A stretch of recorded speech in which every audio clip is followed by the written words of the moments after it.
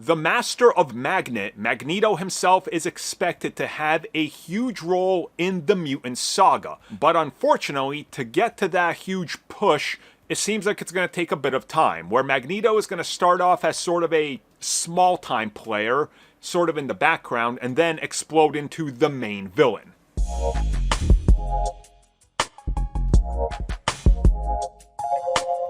Imagine being on the side that thinks that Marvel Studios isn't going to use Magneto in some capacity and build him up.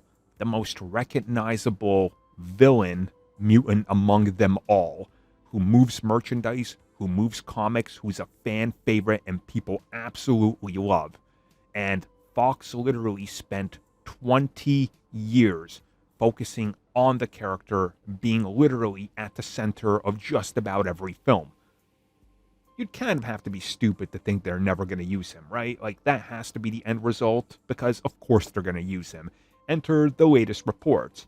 Per these reports, expect Magneto to have a developing role over the course of what is called the X-Men trilogy and beyond. Essentially, smaller bit player in X1, bigger in X2, and possibly the big deal in X3. Now, I'm going to rebuttal this a bit and say this is probably wrong, and here's why. X-Men 1, probably the guy behind the scenes pulling strings. X-Men 2, I would say more than likely the main villain.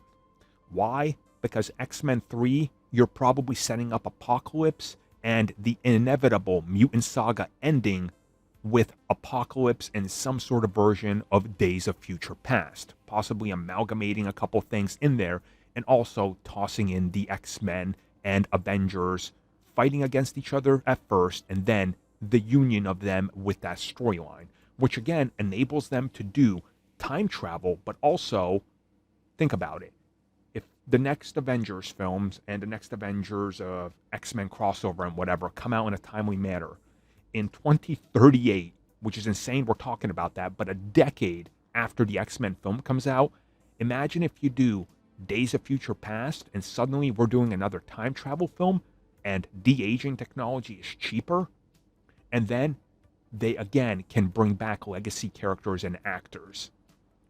Think about the benefit of 30 years of Marvel Studios nostalgia.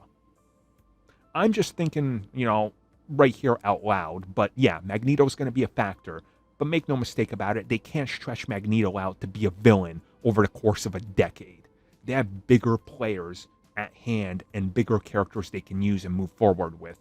Among them will be Magneto, 100%.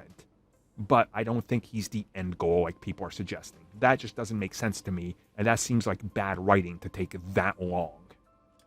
Thank you for checking out that video, and thank you for your continued support. Feel free to like, share, subscribe, do whatever you will, and if you're so inclined and would like some additional content from us, which includes unfiltered content and bonus discussions, we do offer exclusively in our member section. We hope to see you there. So thank you for watching, and have a good one.